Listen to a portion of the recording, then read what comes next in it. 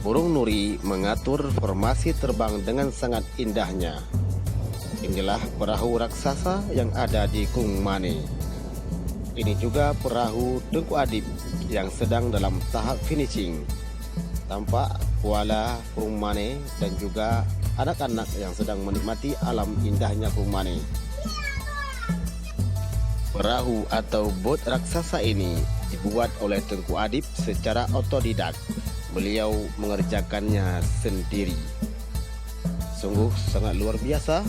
Beliau adalah seorang nelayan yang memiliki pengetahuan dan dedikasi dan pengalaman yang sangat bagus untuk kita ambil sebagai pendidikan, sebagai ilmu untuk anak-anak kita masa ke depan.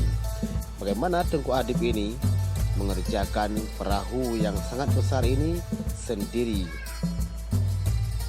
Ini juga perahu yang tampak posisinya berada di depan kuala ataupun di bibir laut Kung Mane.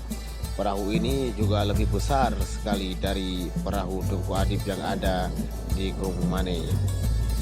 Tentunya perahu ini pun tidak lama lagi akan selesai dan ini sudah mencapai tahap finishing dan akan dapat dioperasikan dalam sebulan ke depan. Banyak masyarakat yang datang berwarawiri untuk melihat dan terpukau dengan perahu yang sangat indah ini. Saya pun sebagai tukang video juga terkesima melihat perahu yang sangat besar dan indah ini.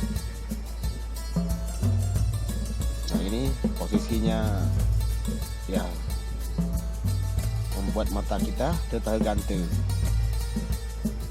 Dan juga di tempat ini banyak masyarakat dan anak-anak yang menikmati alam dan menikmati indahnya alam laut Kung Mane ya, sambil mereka mandi dan juga ada juga masyarakat yang melaksanakan mancing mania di sini.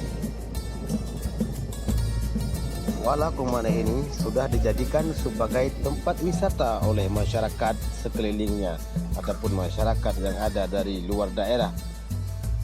Selain pemandangan yang indah, kuala ini juga menawarkan berbagai macam pemandangan yang sangat luar biasa. Dan juga tampak di sini banyak juga masyarakat yang sedang melaksanakan mancing mania.